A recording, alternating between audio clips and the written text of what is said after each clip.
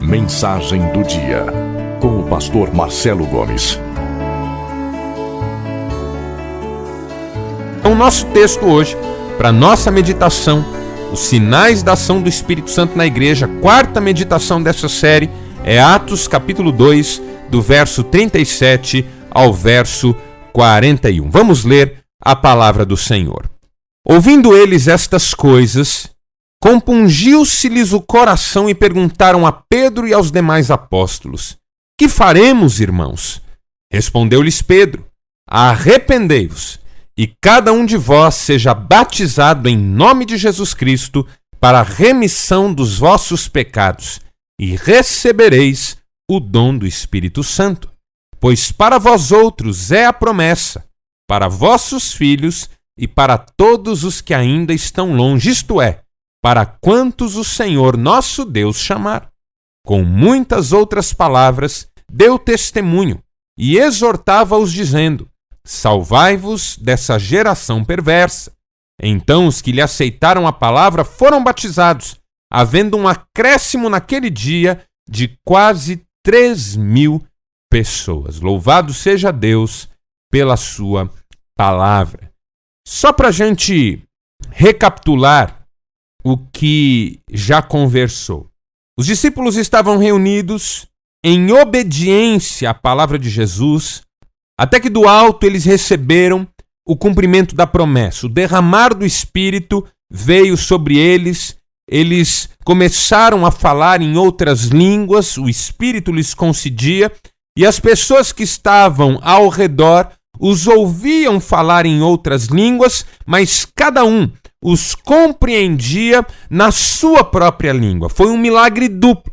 De um lado, gente iletrada, sem muito estudo, gente simples, de cultura simples, popular, falando em línguas diferentes, estranhas. De outro lado, cada pessoa das mais diferentes origens, gente das mais variadas regiões, ouvindo aquelas pessoas falando, cada uma na sua própria língua.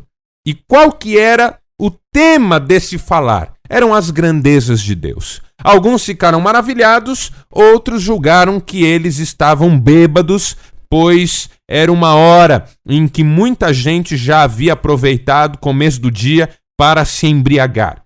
Pedro se levanta no meio daquelas pessoas todas e justifica aquele movimento. Não estamos bêbados, como muita gente pode pensar, mas isso é o cumprimento da palavra profética, que nos últimos dias o Senhor derramaria do seu Espírito sobre toda a carne. E é o que vocês estão vendo. O Senhor derramou o seu Espírito. E por quê?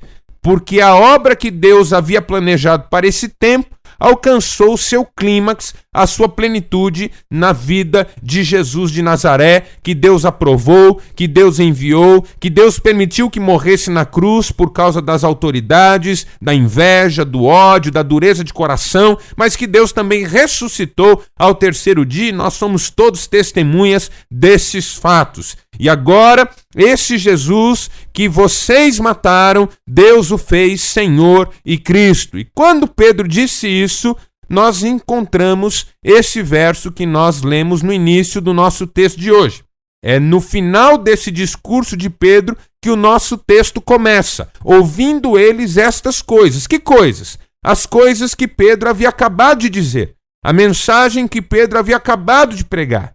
Ouvindo eles a mensagem de Pedro, diz o texto, compungiu-se-lhes o coração. E perguntaram a Pedro e aos demais apóstolos: Que faremos, meus irmãos? Primeira lição que nós aprendemos. Primeira lição desse trecho do nosso texto sobre a ação do Espírito Santo na igreja. Primeira verdade que nós podemos extrair desses versos que estamos usando hoje. Quando o Espírito Santo age, cada um olha para dentro do seu próprio coração e cada um faz uma análise da sua própria vida. Quando o Espírito Santo age, todos são levados a compreenderem a si mesmos Quando o Espírito Santo age, ninguém permanece capaz de fechar os olhos para a sua própria verdade, para a sua própria realidade. A ação do Espírito Santo conduz inevitavelmente a uma experiência de autoconhecimento.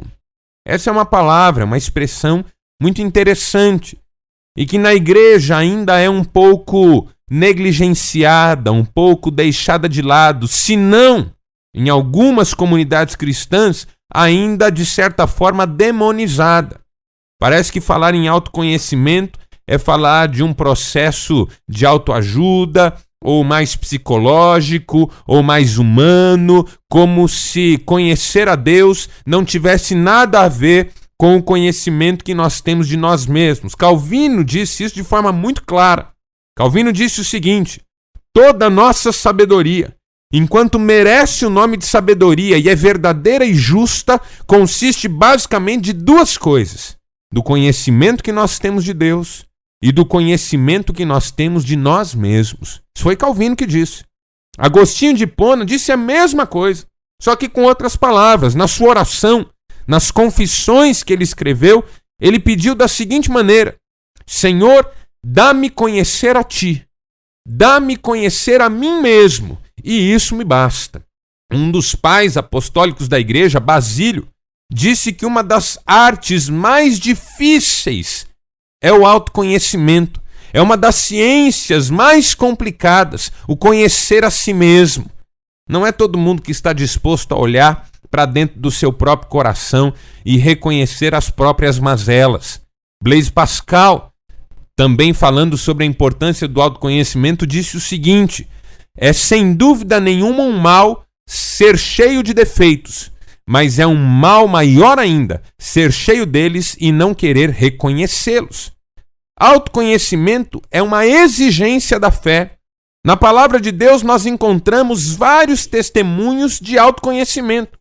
O salmista, por exemplo, quando ora dizendo: Senhor, Tu conheces a nossa estrutura, Tu sabes que somos pó. Isso é autoconhecimento. Davi, quando ora e diz assim: eu sou verme e não homem. Isso é autoconhecimento. Quando o apóstolo Paulo diz: miserável homem que sou, o bem que eu desejo eu não faço, o mal que eu detesto eu pratico, quem me livrará do corpo dessa morte? Isso é autoconhecimento. Quando Pedro cai prostrado diante de Jesus dizendo: aparta-te de mim que sou pecador, isso é autoconhecimento. Agora, quando aquele fariseu entra na sinagoga e olha para cima e diz: eu te dou graças, Senhor, porque sou um dizimista fiel, porque sou um observador fiel das Escrituras e dos mandamentos, porque faço tudo direitinho e não sou como este publicano, isso não é autoconhecimento, e por isso Jesus disse: esse sujeito não saiu justificado. Por outro lado, o publicano batia no peito e dizia: tem misericórdia de mim, pecador. Isso é autoconhecimento. Porque toda vez que a gente decide olhar para dentro, a gente vê a distância enorme entre o que nós somos e quem Deus é. A verdade sobre nós e a verdade sobre Deus. E é aí que começa um processo maravilhoso de tratamento de Deus na nossa vida. Por isso que o apóstolo Paulo orientou aos membros da igreja em Corinto que iriam participar da ceia que cada um examinasse a si mesmo e depois tomasse do pão e bebesse do cálice. Um exame do próprio coração. Examinar a si mesmo é exercitar essa tarefa difícil, mas maravilhosa do autoconhecimento. Quem sou eu? Quem sou eu diante desse Deus maravilhoso? Qual é a verdade sobre mim? O que é que isso tudo tem a ver comigo? Quais são minhas marcas, meus traumas, minhas mágoas, meus rancores? Por que é que meu coração é duro? Por que é que eu nunca mudo? Estou na igreja há 30 anos e não mudo. Não consigo perdoar, não consigo amar, não consigo reconciliar, não consigo dar meu dízimo. Quem sou eu? O problema é que quando o apóstolo Paulo diz: examine-se o homem a si mesmo, muita gente entendeu: examine cada um ao seu vizinho. E não é raro na igreja acontecer de, enquanto um toma ceia, ele fica olhando de lado para ver quem mais pega. E aí ele pensa no coração dele: fulano vai tomar ceia? Pois não devia. Eu sei a vida dele. Fulana não vai tomar ceia? Alguma coisa tá errada, hein? Será que ela tá mal com o marido? E aquele lá nem é da nossa igreja, vai tomar ceia aqui? Quem ele tá pensando que é?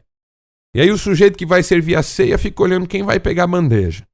Se dependendo de quem vai pegar a bandeja, ele souber que a pessoa não tá de bem com a vida, com Deus ou com a fé, ou com a igreja até, ele já puxa a bandeja e diz: você não.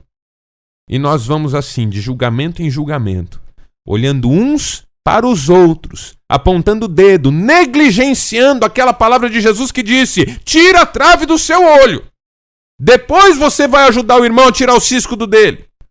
Tudo isso é fruto da nossa indisposição para a tarefa fundamental do autoconhecimento, que é a primeira marca da ação do Espírito Santo nesse texto que nós lemos. Quando os ouvintes receberam a palavra de Pedro, o texto que nós lemos diz: compungiu-se-lhes o coração apertou, o coração ficou pequeno, o coração ficou constrangido. Aquela verdade é para mim, essa palavra é para mim, eu sou esse que matou Jesus na cruz.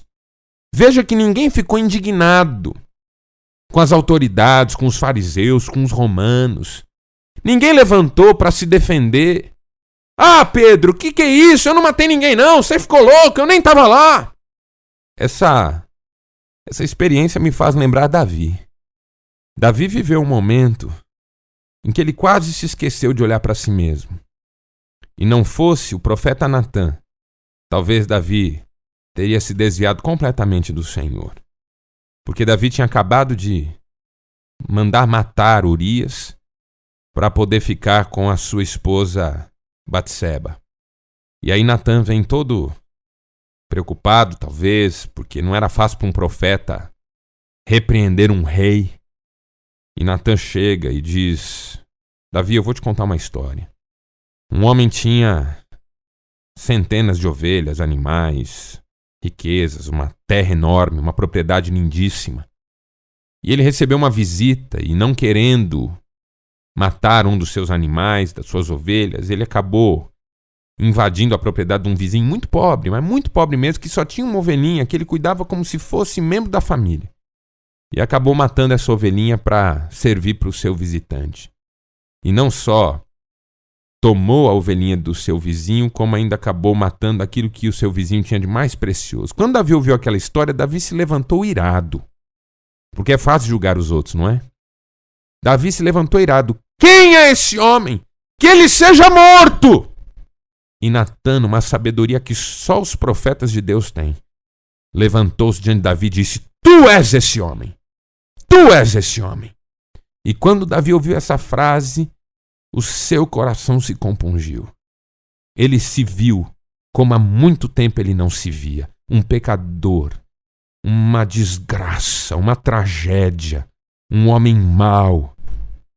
E ele se arrependeu diante do Senhor. Essa é a importância do autoconhecimento. As máscaras caem. As nossas soberbas, arrogâncias, presunções, pretensões, tudo isso cai. Uma imagem distorcida de nós mesmos cai. Os autoenganos, as ilusões caem. O apóstolo Paulo disse: ninguém pense de si mesmo mais do que convém. Aqueles ouvintes de Pedro ouviram aquelas palavras e, ao invés de negarem, e ao invés de se justificarem, e ao invés de acusarem outros, eles levantaram a voz e disseram: que faremos? Tem que haver uma esperança para nós. Nós que temos um coração tão mau, nós que somos tão pecadores, nós que estamos tão perdidos, o que é que nós podemos fazer? Ah, como é bonito ver gente quebrantada diante de Deus. Eu tenho pavor de gente que se acha acima do bem e do mal. Eu acho que Jesus tinha mais dificuldade com essas pessoas do que com aquelas que cometiam as mais terríveis atrocidades. Jesus não teve problema com a mulher adúltera, Jesus não teve problema com os publicanos, Jesus não teve problema com as prostitutas, Jesus não teve problema com os ladrões, mas com os hipócritas, Jesus tinha discussões terríveis. Jesus não condenava quase ninguém, mas os hipócritas ele denunciava de modo veemente, de modo firme e não lhes dava qualquer trégua. Porque a Bíblia diz, não que Deus rejeita o pecador. A Bíblia diz que Deus rejeita o soberbo. Não é o pecador que o Senhor afasta de si. Ao pecador o Senhor recebe. Principalmente a um coração quebrantado. A Bíblia diz que um coração quebrantado o Senhor não resiste. Mas o arrogante ele conhece de longe. Quando o Espírito Santo age, cada um olha para si mesmo. Cada um reconhece o seu pecado. Cada um faz uma análise do seu coração. Cada um é confrontado pela verdade que há em si mesmo e pela verdade que há na palavra de Deus. E cada um quer saber o que é que pode fazer para chegar mais perto de Deus. O que é que eu faço, pastor? Eu sou um pecador. Eu preciso de graça. Pastor, me ajuda. Meu irmão, me ajuda. Minha irmã, ore por mim. Eu sou um pecador, eu preciso da graça de Deus. Essa é a primeira lição que nós aprendemos. Que os ouvintes do Evangelho se tornam conscientes da verdade sobre si mesmos e se quebrantam diante do Senhor. Segundo, a segunda lição que eu aprendo com esse texto que nós lemos, tão curtinho, mas tão rico, é muito rico esse texto, é que quando o Espírito Santo age, o arrependimento conduz à conversão. Uma coisa é a gente olhar para dentro. Outra coisa é a gente decidir que na força de Deus e do seu Espírito Santo a gente vai mudar. E foi isso que Pedro propôs para os seus ouvintes. Respondeu-lhes Pedro, diz a palavra, arrependei-vos e mais, cada um de vós seja batizado em nome de Jesus Cristo para a remissão dos vossos pecados e recebereis o dom do Espírito Santo. Mudança de vida, chamado. O arrependimento conduz à conversão. Não é remorso, é arrependimento. Um coração quebrantado deseja ardentemente a vida nova que só Deus dá. Essa é uma das lições que a nossa comunidade cristã atual precisa aprender muito rapidamente, sob pena de se perder no caminho. Arrependimento conduz à conversão, à mudança de vida. Não dá mais, meus irmãos, para a gente ficar se emocionando nos cultos, gostando da palavra, sentindo a presença de Deus e a vida continua igual. Não dá mais. Olha, eu não sei quanto a você que me ouve, mas às vezes eu fico tão triste, tão desanimado, porque a gente ensina a palavra, prega a palavra, ama a palavra, insiste nas verdades da palavra. E no minuto seguinte, vê que as pessoas às vezes não entenderam nada do que a palavra diz. O sujeito acabou de sair de um culto em que o pastor disse para não fazer fofoca, e ele fofoca com a primeira pessoa que ele encontra no corredor. O sujeito acabou de sair de um culto falando sobre perdão, e ele fecha o rosto assim que ele encontra o desafeto dele na saída da igreja. O sujeito acabou de sair de um culto que fala sobre fé e ele já está pensando em como ele vai burlar uma lei ou uma situação na semana dele por causa daquele problema que ele está passando. Ah, meu Deus, que coisa, que coisa. Por que a gente não aprende? Por que a gente não muda? O que acontece com a gente? Estão aí os consultórios, médicos, psicológicos lotados de gente que sabe que tem coisa errada na sua vida, mas que não muda. Eu não quero pesar sobre você, meu irmão que está me ouvindo, mas eu quero dizer para você, em nome de Jesus, que está mais do que na hora de você entregar os seus problemas para Deus. Entregar o seu coração para Jesus. Entregar suas ansiedades. O apóstolo Pedro diz, lançai sobre ele toda a vossa ansiedade, porque ele tem cuidado de vós. Precisamos lançar as nossas ansiedades diante dele, não no rosto uns dos outros, nos bastidores da vida, reuniões de cristãos, que só servem para descascar a vida do próximo, pastores que são ceifados nas refeições dos crentes como se fossem o frango que está sobre a mesa. Cristãos que falam mal de suas igrejas, que falam mal de seus líderes, que falam mal de seus irmãos na fé. E aí vão para o culto e se arrepiam, se sentem bem, choram.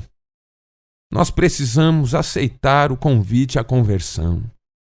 Conversão significa eu estava caminhando para um lado e fiz a conversão. Estou agora indo para outro lado. A vida é outra, é outro rumo, é outra estrada. É outra porta. A porta que conduz à perdição é larga, mas a que conduz à vida é estreita. Ela não é fácil, eu sei que ela não é fácil. Eu sei que ela exige renúncia, autonegação. Jesus foi claro, Jesus nunca enganou ninguém. Ele disse, se alguém quiser vir após mim, negue-se a si mesmo. Tome cada dia a sua cruz e siga-me. Arrependimento conduz à conversão.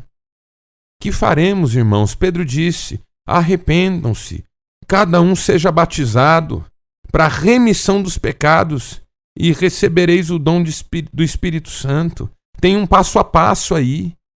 Tem arrependimento, tem conversão, tem adesão e tem vida no Espírito. O dom do Espírito Santo é para todos os que se arrependerem e se entregarem. É um presente. A palavra dom significa dádiva. É um presente de Deus para a minha vida e para a sua vida.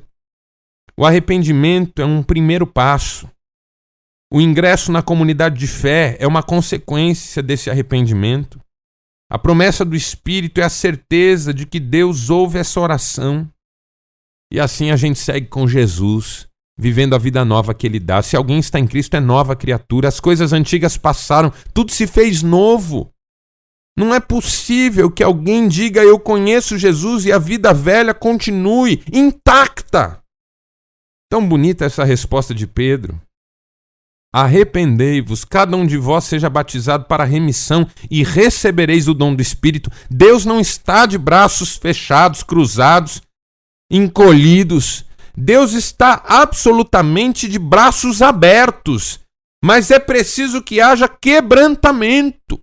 É preciso que haja confissão. É preciso que haja entrega. Deus não vai forçar ninguém a viver nada que ninguém queira viver. Deus é um Deus educado, carinhoso, meigo, completamente amoroso. É um convite que Jesus nos faz. É um convite. Não é uma imposição. Vinde a mim, vós todos que estáis cansados, é um convite. E nós só aceitamos o convite se quisermos. Mas aqui vai uma sugestão, aceite, é um convite maravilhoso. Como disse Jürgen Moltmann, é o mais maravilhoso convite de toda a nossa vida. É o mais maravilhoso.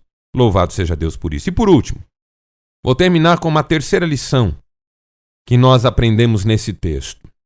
Primeiro, que quando o Espírito Santo age, cada um é levado a olhar para dentro de si mesmo. Segundo, que quando o Espírito Santo age, cada um que olha para dentro de si mesmo se arrepende e busca a conversão.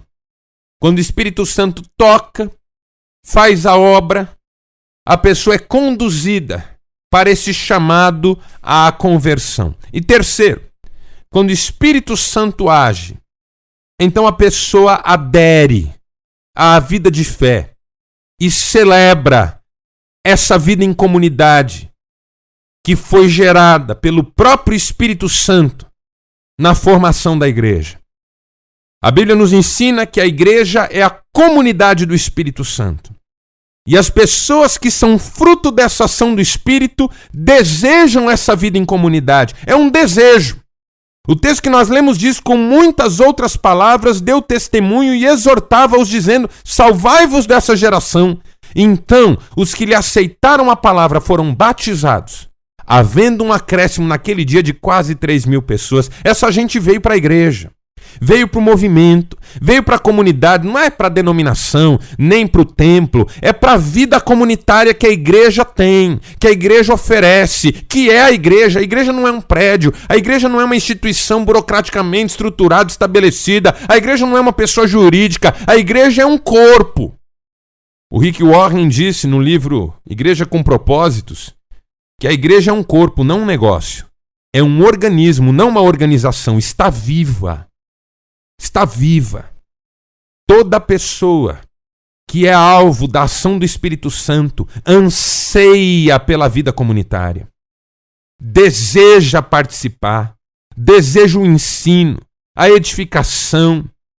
Essa existência alternativa que a igreja propõe. A igreja não é o mundo, a igreja é o corpo de Cristo, é a comunidade de fé que oferece às pessoas uma vida alternativa àquela que o mundo propõe.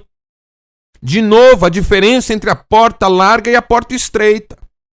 Só que a porta estreita leva à vida, enquanto a porta larga leva à perdição. Quem é fruto da ação do Espírito Santo deseja a vida comunitária. A comunidade se alegra quando as pessoas chegam, porque isso é prova da ação do Espírito Santo. 3.000 se converteram naquele momento. Quem discipulou esse povo? Eu não sei. Onde eles foram parar? Eu não sei. Como é que eles congregavam? Eu não sei. Eu só sei que isso não era problema. Às vezes a gente facilita demais o que a Bíblia deixa difícil e dificulta demais o que a Bíblia deixa fácil. Concorda comigo? Às vezes a gente facilita demais o que a Bíblia quer que seja difícil e dificulta demais o que a Bíblia quer que seja fácil. Para a Bíblia, acolher os novos convertidos sempre foi moleza. Nunca precisou de cartilha, de processo, de estruturação, sempre foi tranquilo. 100 e poucas pessoas receberam 3.000 da forma mais tranquila. No modelo comunitário. Gente cuidando de gente. Vocês vêm na minha casa, vocês vão na casa dele. Vamos lá, vamos conviver juntos. Vamos aprender no caminho. Vamos batizar todo mundo e depois a gente vê como é que a gente segue. Porque a alegria é acolher, é receber. Processos são consequência do que Deus está fazendo e não critério para decidir o que Deus pode ou não fazer. Às vezes a igreja fica muito mais desconfiada do crescimento do que feliz com ele. A pessoa fica muito mais preocupada com o crescimento da igreja do que celebrando o crescimento da igreja. Mas quem é que vai discipular esse povo todo? Você, ué. Começa. Se já tivesse começado, o trabalho já estava adiantado. Mas onde é que esse povo vai ficar? Dá o seu lugar, irmão. Está aqui há 20 anos. Cede o seu lugar. Você fica em pé na porta. Qual o problema? E como é que vai ser? Vai ser do jeito que Deus quiser. Tem coisas que pertencem a Deus, tem coisas que pertencem a nós. Da nossa parte, nós não questionamos o que Deus faz, nós obedecemos a sua palavra. Cumprimos o nosso papel e tentamos ser bênção na vida daquelas pessoas que Deus põe na nossa vida. Essa adesão à comunidade, essa vida comunitária, quando o Espírito Santo age na vida de alguém, ele deseja a comunidade. Ele deseja essa troca, ele deseja essa participação, ele deseja esse pastoreio mútuo. Não é o pastor que ele deseja, não é a bandeira que ele levanta, denominacional, não é a instituição que ele celebra, é a vida do corpo. Quando uma pessoa foca no pastor, ela não conheceu a Cristo, ela conheceu o pastor. Porque quando o Espírito Santo age, não é ao pastor que a comunidade se prende, mas é a ela mesma. É ao fato de ser ela corpo de Jesus. De haver nela dons espirituais lindíssimos que devem ser exercitados, pastoreio mútuo, uns aos outros. O Novo Testamento traz mais de 40 uns aos outros diferentes. Perdoai-vos uns aos outros, suportai-vos uns aos outros, exortai-vos uns aos outros, orai uns pelos outros. Mais de 40 diferentes. E quem é fruto da ação do Espírito Santo sabe disso. E celebra isso. E não fica pulando de igreja em igreja, atrás de satisfação para os seus anseios carnais, mas celebra a vida em comunidade, participa do pequeno grupo, da célula, do discipulado, constrói relacionamentos saudáveis, se envolve nos ministérios, coloca os seus dons à disposição. E se as coisas não vão bem, é a primeira pessoa que intercede para que o Senhor restaure o vigor da igreja. É isso. Eu só poderia acabar essa mensagem de hoje dizendo: quem tem ouvidos para ouvir, ouça. Porque quando o Espírito Santo age, cada um olha para si mesmo. Cada um vê a verdade do seu próprio coração. Quando o Espírito Santo age, aqueles que são fruto da ação do Espírito Santo se arrependem e se convertem. Porque não é uma questão só de sentir o bem-estar que Deus dá, mas de permitir que aquela transformação que Deus opera se torne uma realidade na vida. E terceiro, quando o Espírito Santo age, o anseio por essa vida comunitária toma conta do coração. Mais do que ser salvo, eu desejo ser bênção. Mais do que ser beneficiário do poder de Deus, eu desejo ser um instrumento da graça de Deus na vida dos meus irmãos. Ninguém pode amar a Deus a quem não vê, se não amar o seu irmão a quem vê. Essa é a palavra e não a outra. E assim nós louvamos ao Senhor, porque Ele tem nos dado essa visão de nós mesmos, essa mudança de vida e essa celebração da comunidade. A vida entre irmãos, que é uma bênção, é uma dádiva, é um desafio, às vezes é cansativa, às vezes é pesada. Mas foi Jesus quem pagou o preço por essa igreja. E nós louvamos a Jesus por podermos fazer parte dela. Que Deus abençoe você. Nós vamos orar. Obrigado, Senhor, por esse momento tão especial de ouvirmos a palavra e meditarmos nas lições tão lindas que a palavra nos traz. Às vezes as lições são duras e nós reconhecemos, Pai, que ainda falta muita coisa para nós colocarmos em prática. Mas como a Tua palavra diz, que o quebrantamento é o primeiro passo, então nós queremos nos quebrantar diante do Senhor. Pedir que tenhas misericórdia de nós, que nos abençoes, que nos ajudes, ó Deus, a vivermos de acordo com a Tua vontade. Dá-nos graça, Pai, para vivermos como convertidos ao Senhor. Dá-nos também, ó Deus, amor pela igreja, pela vida da igreja. Não a igreja instituição, que também é importante, mas que não é a igreja de Jesus. A igreja como aquelas pessoas que estão perto de nós, que o Senhor ama, por quem o Senhor pagou um preço e que o Senhor quer que nós sirvamos com todo o nosso coração. Faz dos nossos relacionamentos saudáveis, Pai. Cura as feridas. Ajuda-nos a liberar perdão. É o que nós te pedimos em nome de Jesus. Amém e amém.